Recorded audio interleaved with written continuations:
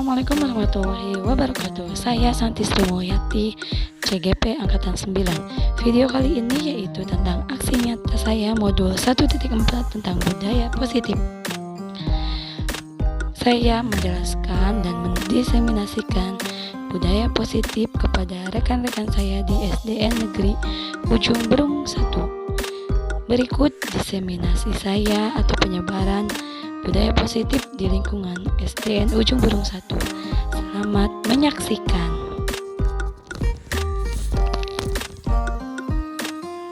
Warahmatullahi wabarakatuh. Selamat siang dan salam sejahtera untuk kita semua.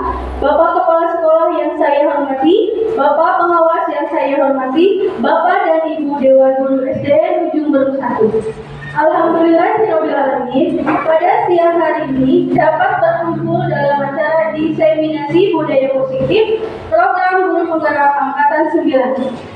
Izinkan saya selaku acara pembacaan susunan acaranya. Yang pertama pembukaan, yang kedua sambutan, yang ketiga penyampaian materi, yang keempat refleksi, dan yang terakhir penutup. Marilah kita belajar pada acara yang pertama, yaitu pembukaan, dengan bersama-sama membacakan basmalah. Bismillahirrahmanirrahim. Acara yang kedua yaitu sambutan Bapak Kepala Sekolah kepada Bapak Nica, dipersilakan.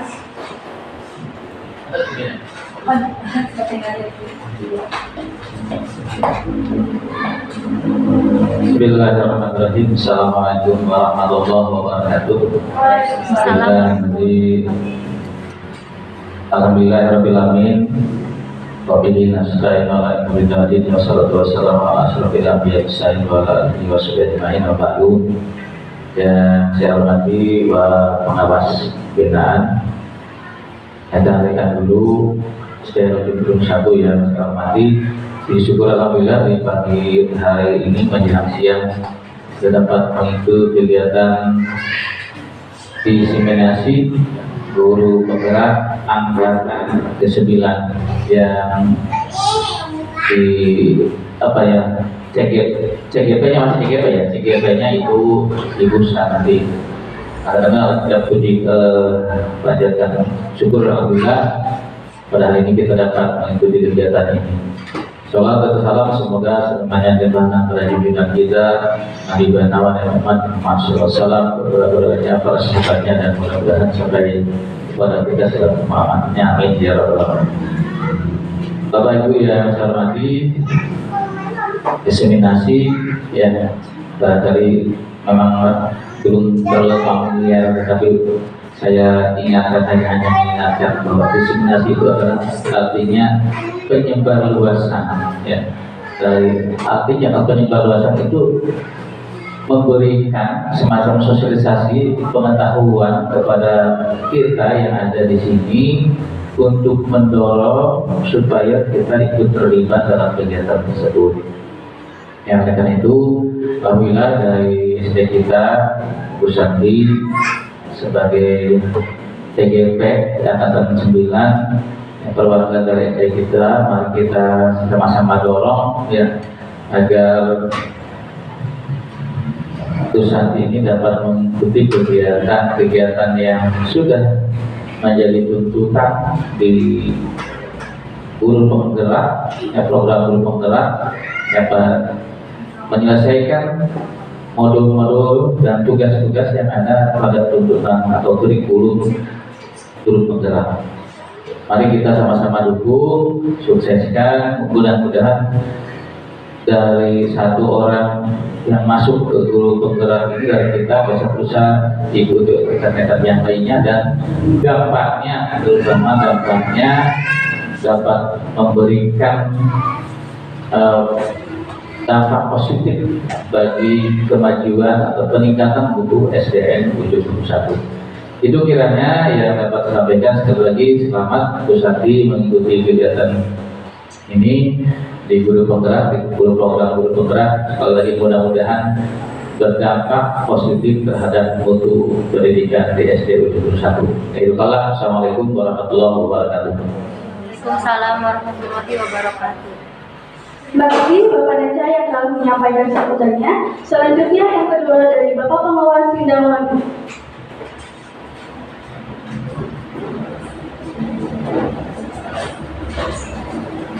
Assalamualaikum warahmatullahi wabarakatuh. Waalaikumsalam. Alhamdulillah wa syukurillah wa la nikmatillah wa la quwwata illa billah. Asyhadu an la ilaha illallah, asyhadu anna Muhammadan abduhu wa rasuluh.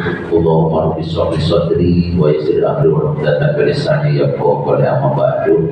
Bapak Kepala Sekolah SD Negeri Ujung Berung 1 beserta jajaran Dewan Guru yang saya hormati, wabil khusus kepada Bu Santi selaku calon guru penggerak angkatan 9, mudah-mudahan selamanya diberikan kekuatan, kesehatan, bisa melaksanakan alur kegiatan yang ada di program guru penggerak.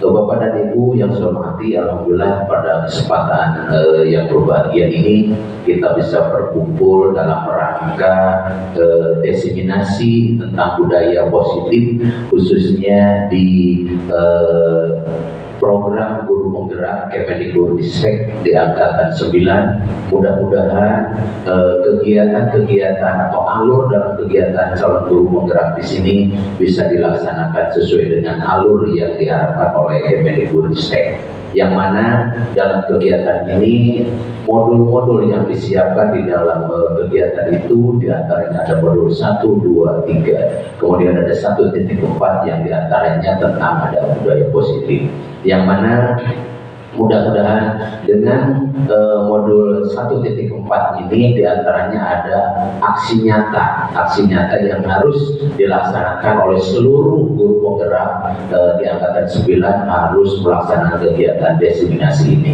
dan ini juga merupakan satu bentuk kegiatan yang insya Allah nanti ke depan ada penilaian langsung dari asesor tim guru penggerak. Mudah-mudahan alur yang berikutnya dapat dilaksanakan sesuai dengan program calon guru penggerak di angkatan 9, dan mudah-mudahan Bu Santi khususnya di SD Ujung Berung 1 ini adalah satu kandidat dari CGP angkatan 9. Mudah-mudahan Bu Santi ke depan bisa melaksanakan kegiatan sukses, bisa mendapatkan sertifikat kaitannya dengan guru penggerak, dan mudah-mudahan dengan adanya program Kemendikbudristek tentang guru penggerak ini adalah salah satu bentuk ya untuk peningkatan sumber daya manusianya, untuk peningkatan mutu kualitas pendidikan, baik mutu pendidikan di satuan pendidikan dan mutu atau kualitas siswa yang memiliki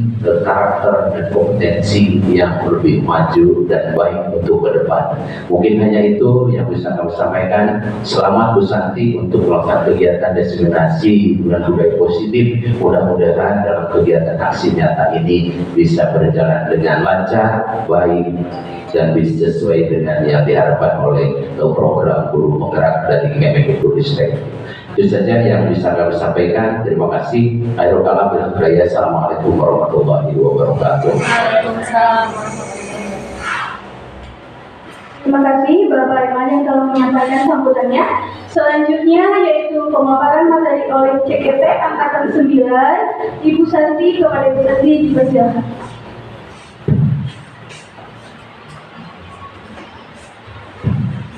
Bismillahirrahmanirrahim. Assalamualaikum warahmatullahi wabarakatuh. Yang terhormat Bapak Kepala Sekolah SD Ujung Berung 1, yang terhormat Bapak Pengawas SD Kecamatan Sedamongi, dan Bapak Ibu Guru SD Ujung Berung 1 yang saya hormati dan saya banggakan. Alhamdulillahirrahmanirrahim, hari ini saya akan melaksanakan suatu diseminasi budaya positif. Tentunya ini merupakan salah satu tugas saya di program pendidikan guru penggerak, khususnya pada modul 1.4 yaitu tentang budaya positif, di mana di sana saya harus menyebarluaskan Bapak Ibu guru. Jadi apa yang saya dapatkan ketika saya belajar di pendidikan guru penggerak harus saya sebarluaskan, dan tentunya harus saya implementasikan di sekolah saya. Maka dari itu pada diseminasi budaya positif hari ini, saya ingin sharing tentang apa itu budaya positif, di dalamnya itu ada apa saja, dan marilah kita implementasikan pada lingkungan sekolah SD Ujung Berung 1. Semoga dengan adanya diseminasi ini, saya beserta rekan-rekan semuanya bisa berkolaborasi untuk mengimplementasikan budaya positif di sekolah kita, dan semoga ada manfaatnya untuk kita memajukan SD Ujung Berung 1. Tentunya suatu kebanggaan saya bisa didukung oleh Bapak Pengawas, oleh Kepala Sekolah, dan oleh rekan-rekan sangat mendukung kegiatan saya pada pendidikan guru penggerak ini. Langsung saja, Ibu Ninda, slide kedua di sini langsung kepada materi. Apa sih budaya positif itu dan apa saja yang saya pelajari di dalam budaya positif? Nah, Bapak Ibu guru, di sini di dalam budaya positif itu ada beberapa hal yang harus kita pahami dan harus kita pelajari. Nah, hal yang pertama itu tentang perubahan paradigma baru pada pembelajaran. Kemudian ada disiplin positif, ada nilai-nilai kebijakan atau kebajikan, kemudian kebutuhan dasar manusia, motivasi perilaku manusia, posisi kontrol guru, kemudian keyakinan kelas, dan segitiga restitusi. Tentunya pasti ketika Bapak Ibu guru melihat ini, apa sih disiplin positif itu, apa sih posisi kontrol guru itu, sama pun saya juga ketika belum sampai ke modul ini saya tidak tahu dan tidak paham, tetapi saya mempelajari, alhamdulillah saya belajar banyak pada modul budaya positif ini. Kemudian next budaya. Nah, yang pertama yang harus kita ketahui yaitu tentang adanya pembelajaran dengan paradigma baru. Nah, di sini pembelajaran dengan paradigma baru itu merupakan pembelajaran yang dirancang berdasarkan prinsip pembelajaran berdiferensiasi, sehingga para peserta didik belajar sesuai kebutuhan berdasarkan tahap perkembangan sesuai teori psikologi modern untuk mencapai tujuan pembelajaran, yaitu mewujudkan seorang pelajar sesuai dengan profil pelajar Pancasila.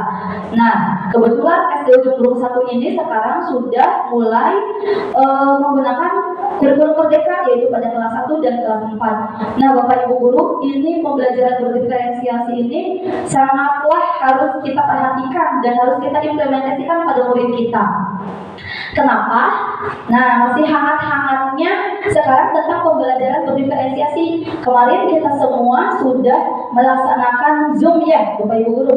Zoom tentang pembelajaran berdiferensiasi. Meskipun pada saat Zoom itu kita saya yakin tidak 100% kita fokus ya Bu karena aktivitas kita. Nah, saya sedikit menarik benang merah atau garis besar pada pembelajaran berdiferensiasi. Jadi pembelajaran berdiferensiasi itu kita sebagai pendidik itu memberikan keleluasaan secara penuh kepada peserta didik untuk menerima pembelajarannya itu sesuai dengan kebutuhan mereka. Nah, jadi pada pembelajaran berdiferensiasi ini ada 3 strategi pembelajaran guru. Ada pembelajaran berdiferensiasi proses, berdiferensiasi konten, dan berdiferensiasi produk. Di mana ketiga strategi pembelajaran itu harus disesuaikan dengan kebutuhan muridnya. Bagaimana Bu Santi cara mengetahui kebutuhan muridnya? Nah, untuk mengetahui kebutuhan muridnya tentunya kita harus melakukan dulu tes awal atau tes diagnostik. Bapak Ibu guru, tes awal ini sangat penting untuk kita agar kita itu bisa mengetahui sampai mana kemampuan murid kita ini, sejauh mana. Setiap anak mempunyai kemampuan yang berbeda. Ada anak yang kemampuannya sedang, ada anak yang kemampuannya sudah jauh. Nah, pada pembelajaran berdiferensiasi inilah kita bisa mengimplementasikan dan mengetahui tingkat kemampuan dengan cara tes awal diagnostik. Bu Santi, bagaimana caranya tes awalnya? Bu, tes awalnya itu bisa dengan identifikasi melalui data pribadi siswa. Nah, tentunya kita sebagai guru pasti punya data siswa. Nah, data profil pelajarnya. Misalkan Saya ambil salah satu contoh dari kelas 5. Saya melihat data kelas 5, Rangga. Rangga itu kalau dikatakan KBK, dia tidak. Tetapi kalau disamaratakan dengan temannya, dia berbeda. Dia itu mempunyai kemampuan di bawah teman-temannya. Ketika dia diberikan konsep materi yang terlalu luas, dia tidak bisa menerima, dia tidak sampai. Nah, kemudian yang satunya Amar. Amar itu salah satu murid yang mempunyai kemampuannya yang sudah tinggi, tingkat kemampuannya. Dia pemikiran bernalar kritisnya sudah bagus. Nah, disitulah Bu, kita bisa mengidentifikasi dari data awal profil siswa itu. Kemudian yang kedua itu bisa dengan melakukan tes. Tesnya bisa wawancara, kemudian kita bisa melakukan memakai kartu-kartu pertanyaan. Nah, dari jawaban-jawaban murid kita itulah kita bisa mengetahui sampai mana pemahaman mereka. Dan pada pembelajaran berdiferensiasi ini, ketika berdiferensiasi produk atau kita ketika dalam proses pembelajaran memberikan suatu tugas kepada anak, itu sebaiknya disesuaikan dengan kemampuan mereka. Jadi anak-anak buatlah sekarang produk, misalkan sistem pencernaan, harus membuat gambar. Nah, tidak semua anak itu mempunyai kemampuan menggambar. Nah, maka dari situlah kita harus memperhatikan kebutuhan belajar yang ada anak yang termasuk dengan anak auditory, ada anak yang kemampuannya kinestetik, ada anak yang kemampuannya auditory, kinestetik, dan visual. Nah, disitulah kita harus memperhatikan mereka. Ketika anak itu mempunyai kemampuan visual, mereka itu senang belajar dengan melihat gambar-gambar. Nah, kita sebagai gurunya itu harus berinovasi dan berkreasi di dalam membuat media pembelajarannya. Ketika anak visual, kita buat poster-poster. Ketika anak yang suka auditory, tayangkan video-video pembelajaran di Canva ataupun dengan mendownload video pembelajaran. Nah, ketika anak yang suka kinestetik, lakukan percobaan. Pasti anak-anak suka dengan percobaan, praktikum. Nah, tentunya dengan kita berikan bimbingan, tidak kita lepaskan. Dengan memberikan bimbingan, penguatan kepada siswa, dan arahkan siswa tersebut. Nah, kemudian pada diferensiasi produk inilah siswa dapat mengembangkan kemampuannya sesuai dengan kebutuhan dasar mereka. Nah, itulah sedikit tentang pembelajaran berdiferensiasi. Seperti itu. Next, Bu Nenda. Nah, selanjutnya ini ada miskonsepsi tentang teori kontrol. Nah, Bapak Ibu guru, kita sebagai guru itu harus punya kontrol, harus mempunyai posisi kontrol kita ini sebagai apa.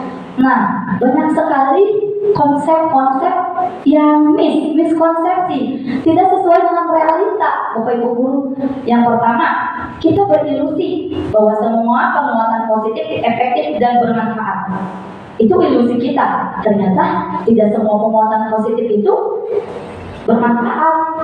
Kemudian yang kedua, ilusi bahwa kritik dan membuat rasa bersalah mampu menguatkan karakter.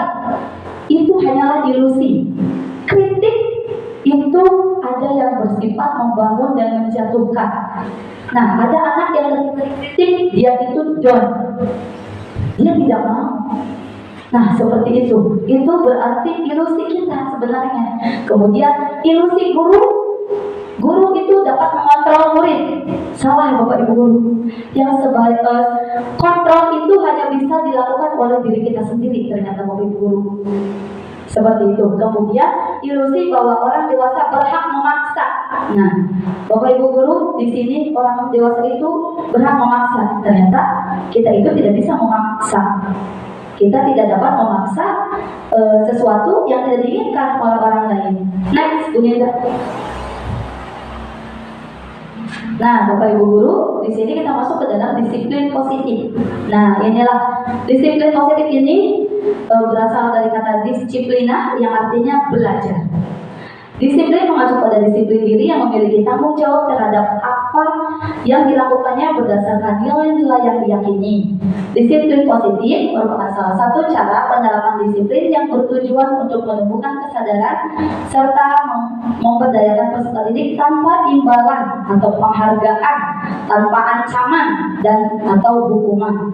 Kemudian tugas kita sebagai pendidik tentunya punya tujuan, yaitu menciptakan peserta didik yang memiliki disiplin diri sehingga mereka berperilaku mengacu kepada nilai-nilai kebajikan universal dan memiliki motivasi intrinsik dalam perubahan perilaku ke arah yang lebih baik. Jadi Bu, kita itu ketika menanamkan disiplin positif kepada peserta didik itu tidak diiming-imingi oleh reward, tidak diancam ataupun tidak dengan hukuman, tetapi kita harus meyakini. Nah, ketika kita bisa meyakinkan peserta didik dan diyakini oleh peserta didik, maka disiplin positif itu dapat berjalan dengan baik sesuai tujuan kita, seperti itu. Next, Bu. Nah, ini ada kebutuhan dasar manusia. Kebutuhan dasar manusia adalah segala sesuatu yang kita lakukan untuk mendapatkan apa yang kita inginkan. Seluruh tindakan yang kita lakukan memiliki tujuan, dan semua usaha terbaik yang kita lakukan adalah dalam rangka agar kebutuhan dasar kita terpenuhi dengan baik. Ini ada 5 kebutuhan dasar manusia. Yang pertama itu bertahan hidup. Bertahan hidup yaitu makan, pakaian, tempat tinggal, keamanan, kesehatan. Kemudian kasih sayang dan rasa diterima. Rasa diterima, dipedulikan, berbagi, kerjasama. Kemudian penguasaan, harga diri, keinginan, dianggap, kebebasan, mandiri, memiliki pilihan, kemudian kesenangan, bermain, humor, dan antusiasme. Nah, 5 kebutuhan dasar. Sama Bu, peserta didik kita itu mempunyai kebutuhan dasar.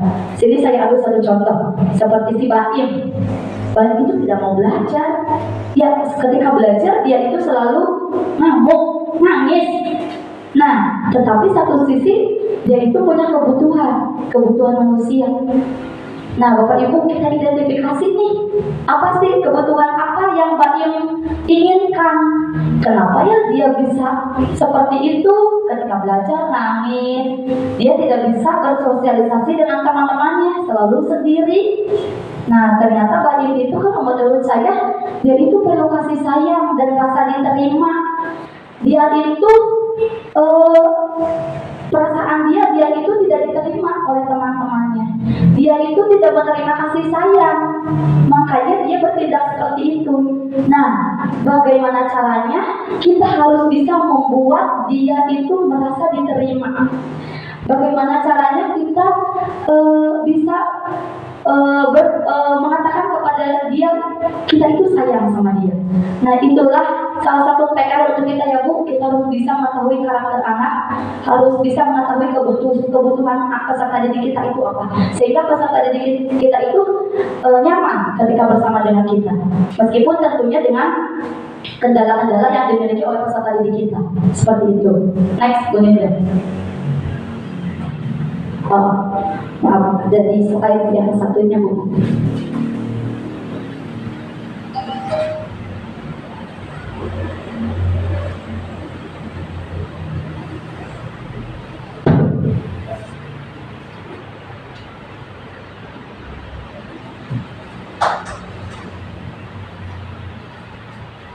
Bapak Ibu tenang amat, fleksibel pilih badai kemana, tenang santai apa lepas kata materi mah pilih dia.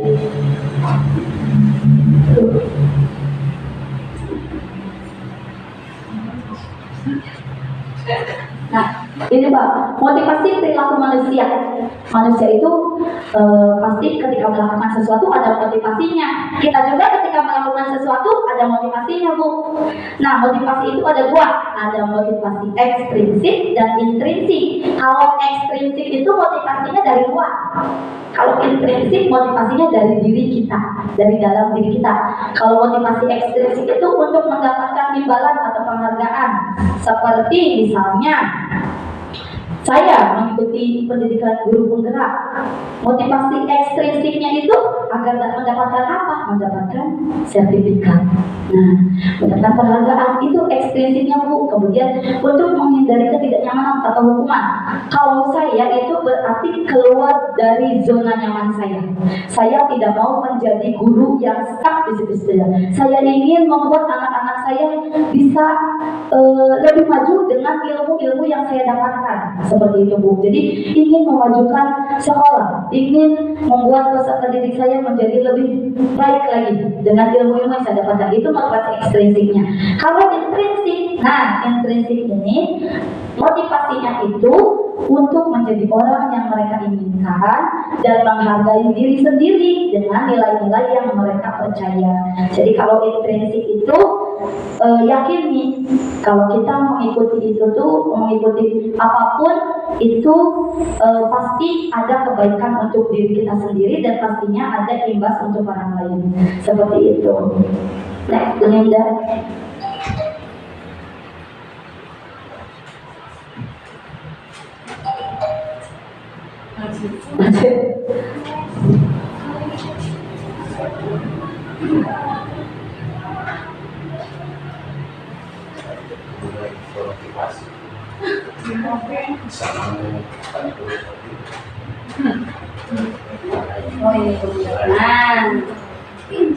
Nah, ini identitas sukses atau gagal. Nah, Bapak Ibu, kita ketika dalam menghadapi permasalahan peserta didik, ini ada hukuman, ada konsekuensi, dan ada restitusi. Ini juga hal baru bagi saya Bu, ternyata ini kalau hukuman itu tidak terencana, tiba-tiba. Kemudian murid tidak tahu apa yang akan terjadi. Ya, kemudian bersifat satu arah dan berupa hukuman fisik. Kalau konsekuensi itu terencana. Tentunya awalnya itu ketika kalau konsekuensi sudah membuat kesepakatan di awal. Kalau restitusi ini proses menciptakan kondisi bagi murid untuk memperbaiki kesalahan. Proses kolaboratif yang mengajarkan murid untuk mencari solusi sendiri. Next, Bu Ninda. Setelah ini, coba Bu, Bapak Ibu, kita posisikan posisi kita sebagai guru nih, posisi kontrol kita. Kita ada di posisi mana ketika peserta didik ada suatu masalah, apapun itu. Apakah kita di posisi penghukum, pembuat merasa bersalah, teman, pemantau, atau manajer? Next. Nah Bu, ini contoh kasusnya Bu. Contoh kasusnya, siswa tidak memakai atribut lengkap saat upacara. Kalau kita sebagai posisi penghukum, itu kita memberi hukuman. Kamu tidak memakai atribut. Nanti setelah upacara, kamu harus hormat kepada bendera selama 1 jam. Nah, itu posisi kontrol kita sebagai penghukum. Itu Bu. Kalau pembuat merasa bersalah, seperti ini Bu. Bapak Ibu harus berapa kali memberitahu kamu. Kamu selalu saja mengecewakan Ibu. Nah, itu sebagai pembuat merasa bersalah. Jadi kita buat peserta didik itu merasa bersalah. Kenapa melakukan itu? Kenapa melanggar? Next, Bu Linda. Sebagai teman. Nah, kalau sebagai teman, kita memposisikan kita sebagai teman bagi mereka. Ayo dong, bantu Ibu untuk menaati peraturan. Ayo dong, nanti kedepannya kamu harus pakai atribut ketika upacara. Nah, seperti itu Bu. Kemudian ada posisi sebagai pemantau. Kalau sebagai pemantau, kamu sudah melanggar peraturan sekolah. Kamu tahu konsekuensinya. Nah, setelah upacara, kamu beri atributnya ya. Gitu Bu. Kalau sebagai pemantau. Terus Bu Linda, ini, ada posisi sebagai manajer. Kalau sebagai manajer ini, kita melakukan proses pemecahan masalahnya itu dengan bertanya, apakah kamu tahu kesalahan kamu? Kira-kira bagaimana kamu perbaiki kesalahanmu? Jadi kita cari tahu dulu kenapa dia melakukan itu. Nah, terus kita juga mencari solusinya itu menanyakan kepada mereka bagaimana kamu perbaikinya ke depannya gitu Bu. Kemudian jadi, kalau ada masalah seperti itu ada di posisi kontrol mana Bu? Apakah penghukum, Bapak Ibu guru seringnya ketika melakukan permasalahan berada di posisi counter mana? Teman. Kalau jujur, kalau saya sebelum mempelajari ini, kebanyakan saya itu memposisikan sebagai penghukum, tapi tidak dengan fisik yang terlalu berat. Misalnya, kalau tidak mengikut tidak datang tepat waktu, misalkan harus nulis apa dulu kan gitu ya Bu, nulis saya terlambat sebanyak 100 kali, nah itu dulu ya Bu. Tapi saya yakin kita memposisikan kontrol kita kebanyakan sebagai pemantau ya Bu. Kenapa kamu kayak gitu? Nanti besok harus ini ya. Nah, Bu, posisi yang baik itu kita sebagai manajer Bu. Jadi kita tanya dulu, kita identifikasi dulu, kita cari tahu dulu kenapa sampai dia bisa melakukan itu. Terus nanti solusinya akan seperti apa? Kamu akan melakukan apa kalau kamu sudah membuat kesalahan? Nah, seperti itu. Next, Bu Linda. Aceh?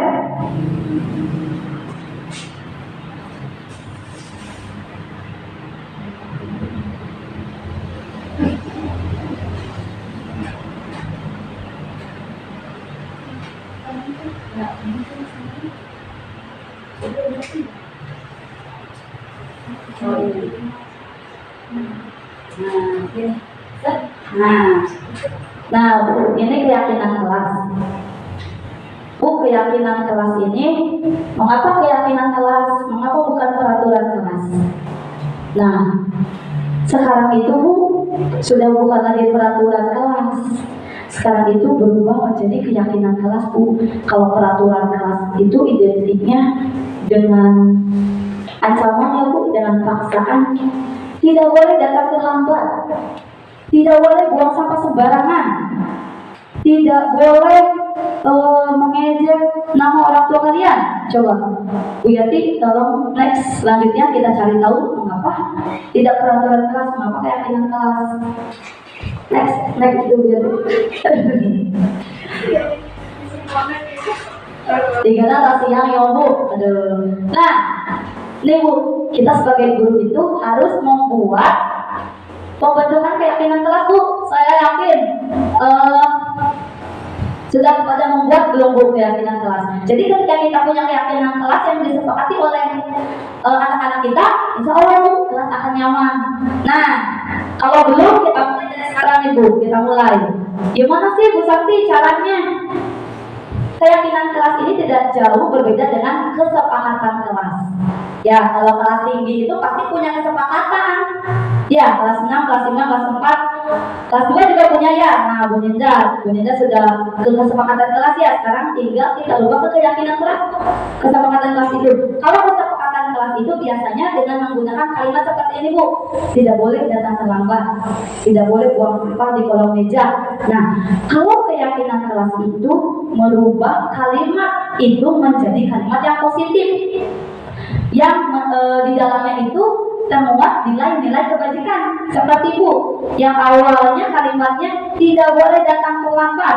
Kalau di keyakinan kelas itu menjadi kalimat yang positif seperti datanglah tepat waktu. Nah, datanglah tepat waktu. Kemudian yang awalnya tidak boleh membuang sampah di kelas, berubah menjadi kalimat positif, yaitu buanglah sampah pada tempatnya. Benar. Jadi ketika di keyakinan kelas itu tidak ada lagi dilarang, tidak boleh. Nah, seperti itu Bu. Jadi kalimatnya itu kalimat positif dan meyakini kita. Seperti ketika kita sudah membuat keyakinan kelas dan diyakini oleh murid, ketika murid akan melakukan sesuatu pasti, oh ingat iya, kita kan sudah buat keyakinan kelas, tidak boleh lah. Nah, seperti itu Bu. Bu Linda. Nah ini Bu, ini adalah segitiga restitusi. Apa sih Bu Santi segitiga restitusi ini? Segitiga restitusi ini adalah alur kita melakukan atau memecahkan masalah bersama murid kita. Nah, ambil satu kasus, apa ya? Mau ambil kasus apa Bu di sekolah kita nih yang banyak sering terjadi? Apa Bu? kenakalannya Bu ya suka ini. Nah, di dalam segitiga restitusi ini kita itu ketika ada permasalahan tidak langsung menjudge, tidak langsung memberi hukuman, tetapi ada 3 tahapan. Yang pertama itu menstabilkan identitas.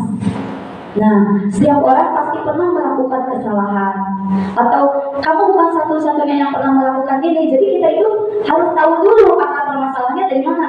Ketika identitas sudah stabil, kita masuk ke validasi tindakan yang salah. Nah, validasi tindakan yang salah ini kita itu dengan bertanya, kamu pasti punya alasan kenapa seperti itu. Kamu pasti tahu kan apa alasannya kok kamu bisa berbuat itu. Nah itu Bu. Kemudian menanyakan keyakinan. Nah, dengan sudah membuat keyakinan kelas, ketika anak kita melanggar, nanti kita tanyakan, kamu masih ingat tidak keyakinannya kelas yang sudah kita buat. Nah, seperti itu Bu. Next Bu ya. Nah ini menstabilkan identitas itu Bu, dengan kata-kata seperti ini Bu, pada anak kita nanti bisa dipraktikkan. Berbuat salah itu tidak apa-apa, atau tidak ada manusia yang sempurna. Jadi kita itu ambil hati anak-anak kita dulu, kita stabilkan dulu emosinya. Kan kalau si Bayu kalau udah nangis ngomong dia tuh, bahkan guru pun suka dipukul-pukul. Nah, PR kita nih, kita tuh harus bisa menstabilkan emosi dia seperti apa.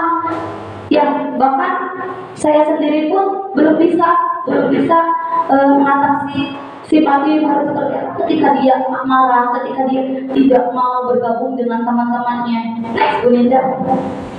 Nah, validasi tindakan yang salah. Berarti pasti punya alasan kenapa dia seperti itu. Pasti punya alasan.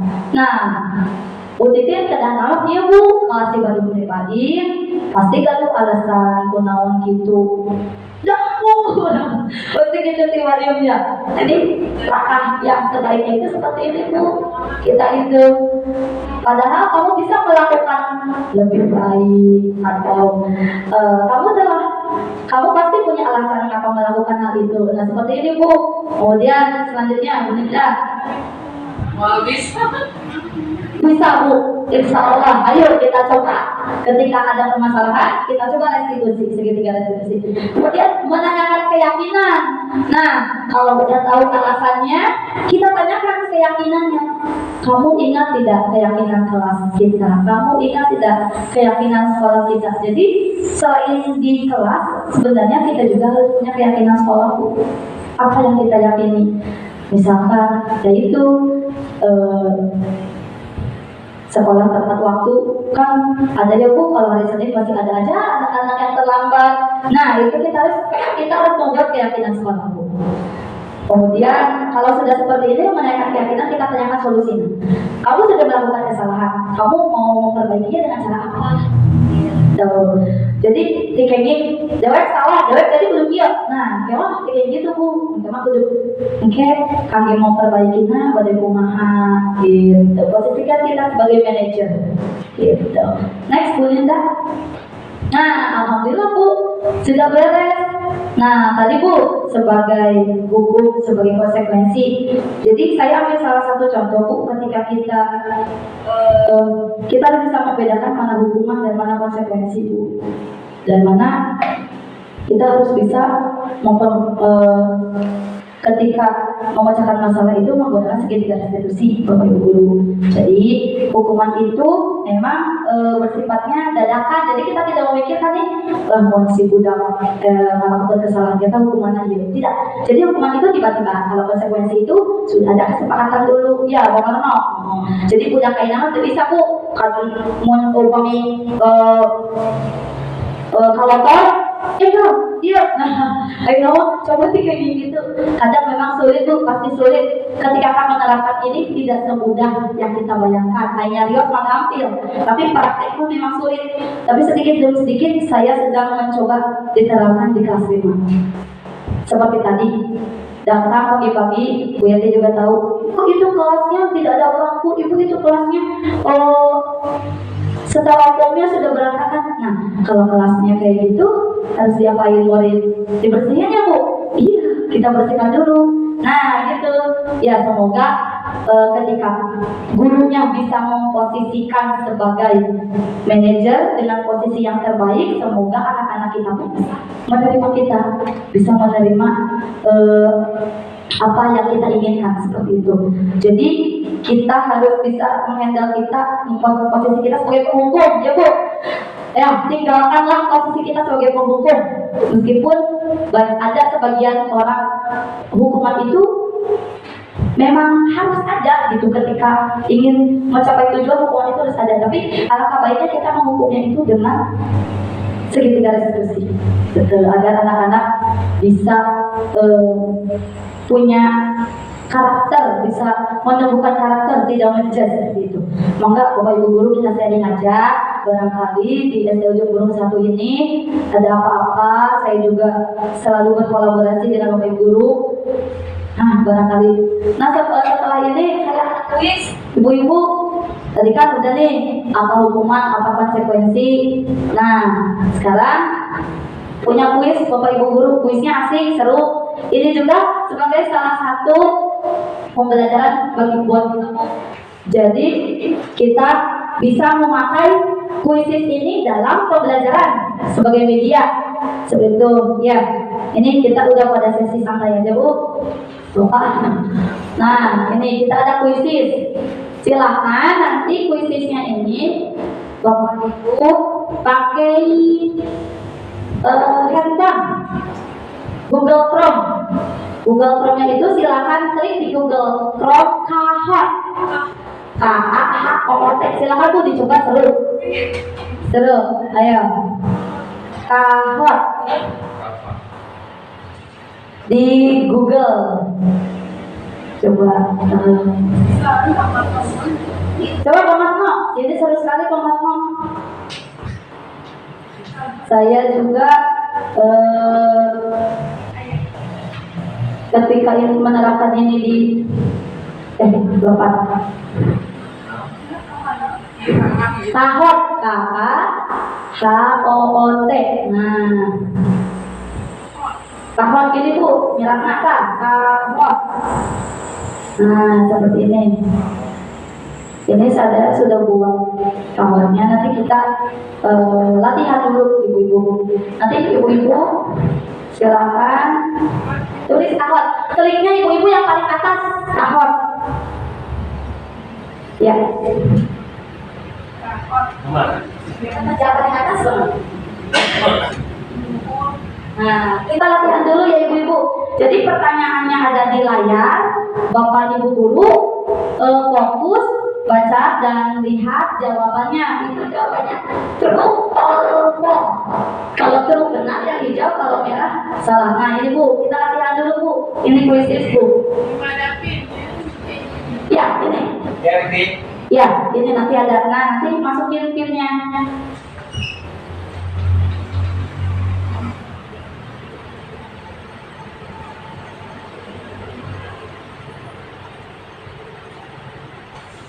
Sampai muncul Bapak Ibu guru.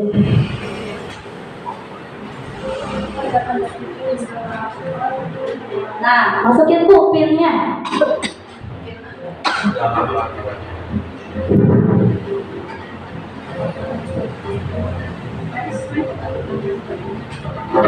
Silakan namanya diisi. Ibu Titin, Pak Marno.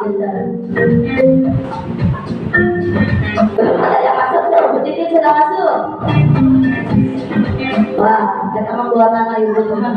Bu Ija, Neng, Ninda, coba. Ibu. Hah? Kenapa? Player limit. Wow, udah pada nggak bisa masuk. Cobain dulu bertiga ya. Cobain Bu Ija, Bu Titin sama. Coba jawab pertanyaannya nih. Nih, latihan dulu Bu Titin. Siap.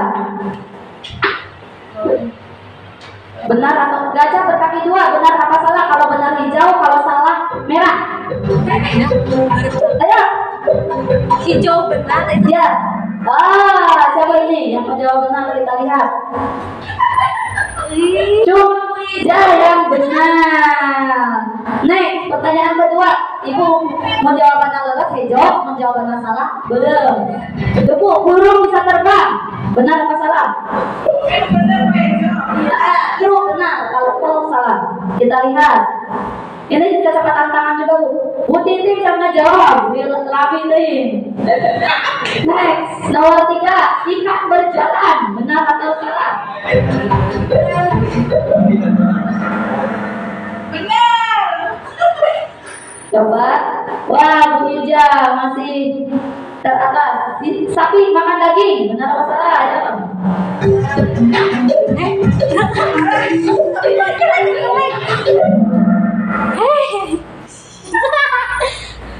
Kita nggak jawab itu belum. Kalau salah itu. Tuh, paus hewan mamalia.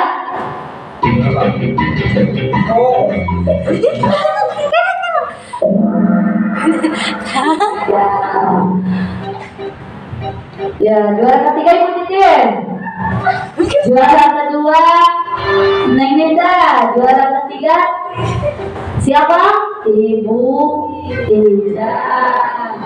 Nah, Ibu, ini media ini bisa kita aplikasikan dalam pembelajaran. Jadi memang kita harus membuat anak-anak itu harus persetujuan orang tua untuk membawa handphone ya Bu. Tapi jika ada Android Bu di sekolah, orang tua itu bisa digunakan sebenarnya Bu.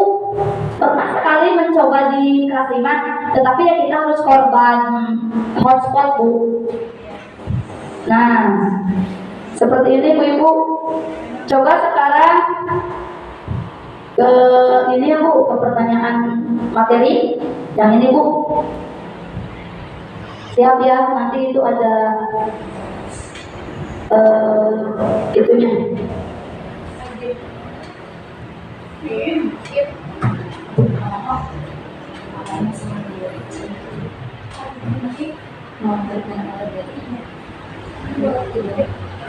Kamu bisa nggak bisa?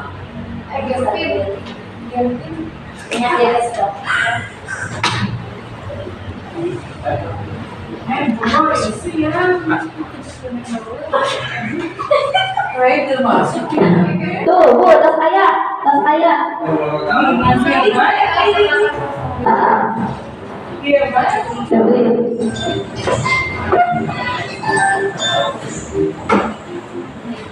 Coba, Bu.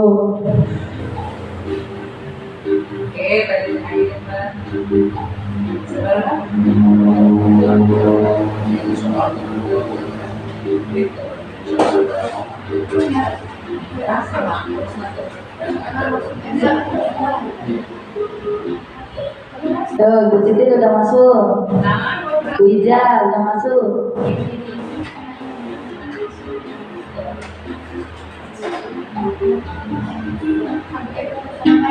Bu Eni masuk Bu.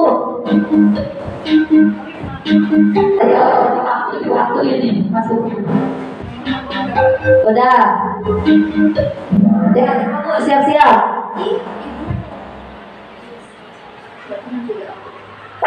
Nih Bu, pertanyaannya siap-siap. Membersihkan coretan yang dibuatnya di meja itu konsekuensi, benar atau salah? Membersihkan coretan yang dibuatnya di meja itu konsekuensi, benar atau salah? Kita lihat. Iya. Salah klik Bu Titi, Bu Ija, terang ini lelas jawabannya. Ibu, murid diminta untuk push up 15 kali karena tidak menggunakan masker. Itu hukuman, benar atau salah?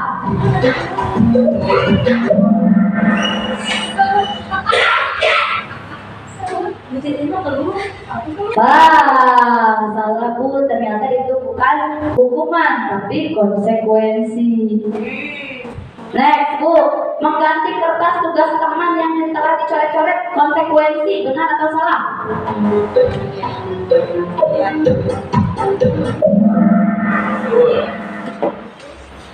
Salah Bu, ternyata benar. Kalau mengganti kertas itu teman itu konsekuensi, Bu. Ya. Siap lagi. Murid diminta bertelanjang kaki sepanjang hari karena tidak menggunakan sepatu hitam. Itu konsekuensi, benar atau salah?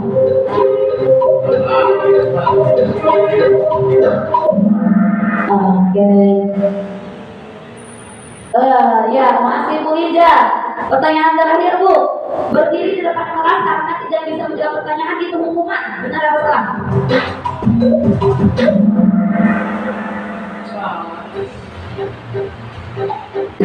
Juara tingkatnya Bu Titin. Yang keluar gitu. Lah, juara dua Ibu ini.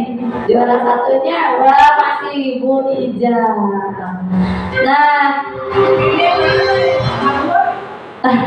itulah Bapak Ibu Guru sedikit ice breaking dan sedikit saya memperkenalkan bahwa kita sebagai guru itu harus pandai mengkreasikan pembelajaran kita, apalagi sekarang kita sudah harus membenahi pembelajaran kita.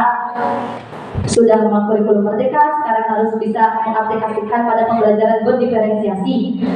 Nah, seperti itu Ibu Guru, semoga apa yang saya dapatkan dari PDP ini bisa bermanfaat untuk rekan-rekan semuanya, dan semoga kita bisa berkolaborasi untuk kita implementasikan di sekolah kita.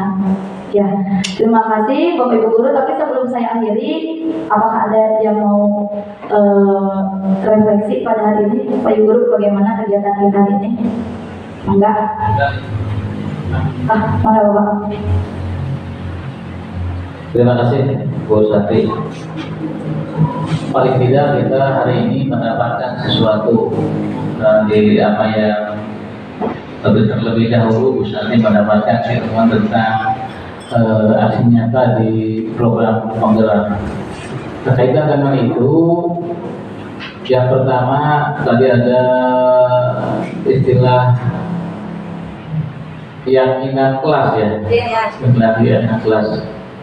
Ya, tentunya kalau itu turunan juga dari keyakinan sekolah. Ya. Kaitan dengan itu pula tadi pagi ya, saya ada grup itu, apakah sudah tidak ada kegiatan kultur ya, itu sebagai salah satu bentuk teguran saya pada rekan-rekan ya. Kenapa jam segitu belum mulai sebetulnya saya sudah menyiapkan juga kaitan bahan hampir sama materinya itu hormat terhadap orang tua dan guru, dan sebagian disampaikan oleh Bu Santi. Ya saya harap ke depan itu ya, mohon maaf ya kalau kadang-kadang emosional juga saya. Kalau pada saat emosi tidak rasional yang tidak terkendali. Nah, ke depan itu saya refleksi dari orang sekolah sekaligus kenapa harus dioprak-oprak gitu? Kenapa? Sudah pukul SD Negeri Ujung Berung 1. Siapa yang Dan berikut video saya dengan membuat keyakinan kelas. Tadi kita sudah belajar tema ya.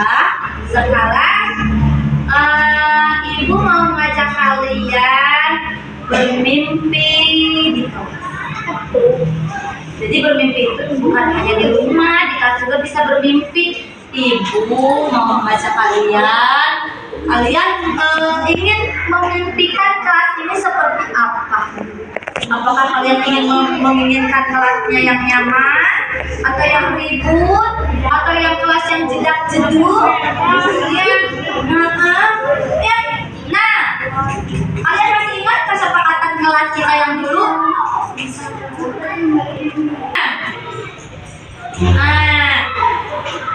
Tadi kita sudah membuat kesepakatan kelas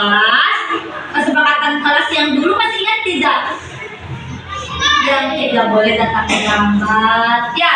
Nah, itu kesepakatan kelas kita dulu ya.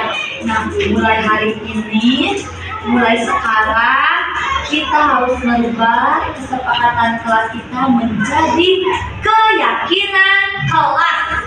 Nah, ada nanya nih, tadi buat keyakinan kelas. Penasaran tidak kenapa Ibu merubahnya menjadi keyakinan kelas?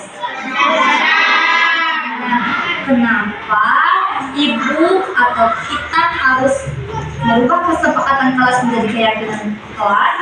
Agar ketika kita meyakini segala sesuatu atau kita meyakini segala sesuatu itu, dengan mudah kita akan melakukannya dengan tanggung jawab karena kita yakin.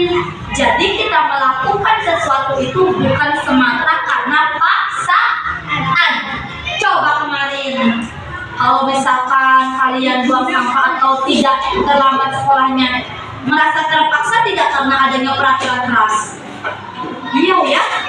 Ya, kadang-kadang kalian malas membuang sampah, tapi kan adanya peraturan jadinya buang sampah. Nah, kalau dengan keyakinan kelas itu, karena di dalam keyakinan kelas itu ada nilai-nilai kebajikan, jadi kalian itu meyakini kalau yang dilakukan kita itu adalah perbuatan yang baik dan akan sangat bermanfaat untuk diri kita. Ya, mau buat keyakinan kelas? Oke. Coba nanti ibu akan membagikan stick note ini. Silakan kalian beri nama dan buat impian kelas kalian itu ingin menjadi seperti apa, atau kalian ingin membuat keyakinan kelas seperti apa. Bahasanya bahasa kalian saja, tidak apa-apa. Misalkan Amar, tidak boleh buang sampah sembarangan. Nah, nanti kita akan merubah kalimat-kalimatnya menjadi kalimat-kalimat positif dengan nilai-nilai kebajikan. Paham ya? Satu orang satu keyakinan kelas. Ya, ingin membuat keyakinan, ingin membuat kelas itu seperti apa. Paham ya? Sekarang ibu mau bagikan ininya. Bagaimana, sudah selesai? Kalau sudah selesai, silakan secara bergiliran ya. Secara bergiliran dari mulai Ramdan sampai seterusnya tempelkan stick note-nya di depan. Mulai dari sekarang.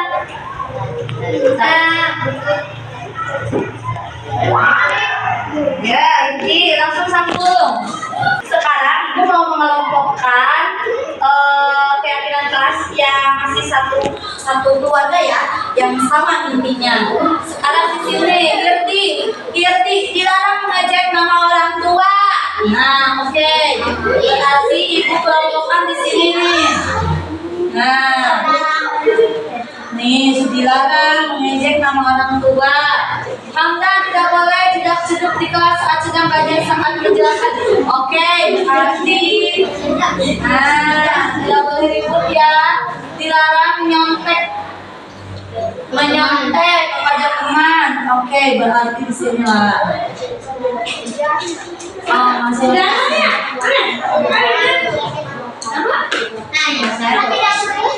dilarang buang sampah sembarangan. Oke, ini kebersihan ya. Kemudian tidak boleh main bola di kelas. Ini berarti masih dalam rumpun, harus tidak boleh berisik ya. Dilarang ngobrol saat jam pelajaran. Oke, ke sini. Tidak boleh keluar kelas kecuali mau pipis. Oke. Tidak apa ya? Mama di sini ya. Tidak boleh mengundang manggil. Oke, berarti masih di sini. Nah, tidak boleh berbicara kasar ketika di luar kelas. Tidak boleh mengejek berarti. Sudah ngejek orang tua. Oke, di sini. Good. Nah, teman-teman, kita sudah mengelompokkan ini adalah keyakinan kelas yang sudah kalian buat. Di sini ada berbagai bahasa. Tidak boleh mengejek orang tua, tidak boleh menyakiti teman. Kemudian di sini tidak boleh ribut ketika sedang belajar. Kemudian dilarang menyontek ya. Kemudian ini menjaga kebersihan. Nah, oke teman-teman semuanya, anak-anak ibu, kita masukkan nilai-nilai kebajikan untuk keyakinan kelas kita. Ini adalah kita buat bahasanya ke dalam bahasa yang positif. Kalau ini kan masih dilarang mengejek, tidak boleh, itu adalah kata-kata negatif. Sekarang kita ubah ke dalam kata-kata yang positif. Ini dilarang mengejek orang tua, berarti kemudian di situ tidak boleh ribut dengan teman. Nah, begitu apa berarti? Kita ubah ke dalam kalimat positif. Saling menghormati dan kita masukkan nilai-nilai kebajikan yang ini berarti saling menghormati dan menghargai. Kemudian yang kedua, yang ini tidak boleh main bola di kelas, dilarang ngobrol saat jam pelajaran. Berarti itu apa? Kita rubah ke dalam nilai-nilai positif. Bahasa yang positif apa? Apa ya? Menjaga apa? Menjaga ketertiban kelas. Ya. Menjaga ketertiban kelas. Kemudian tidak boleh buang sampah sembarangan. Tidak boleh membuang sampah ke kolam meja. Oke, kita buang ke dalam kalimat positif apa? Menjaga kebersihan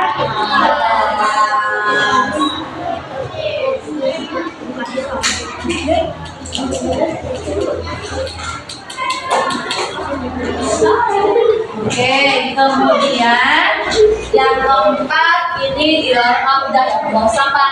Nah, itu dilarang mencontek, dilarang ini melihat hasil teman secara paksa. Itu apa berarti?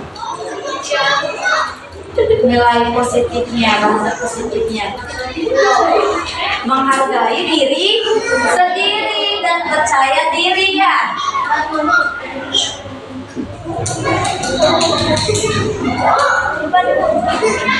Nah, anak-anak, inilah kesepakatan keyakinan kelas kita yang telah kita buat. Maka mulai dari sekarang yakinilah keyakinan kelas kita dan kita implementasikan pada kegiatan kita sehari-hari. Siap? Siap meyakini keyakinan kelas kita? Terima kasih anak-anak, tetap semangat belajarnya. Itulah video aksi nyata saya pada modul 1.4 tentang budaya positif. Wassalamualaikum warahmatullahi wabarakatuh.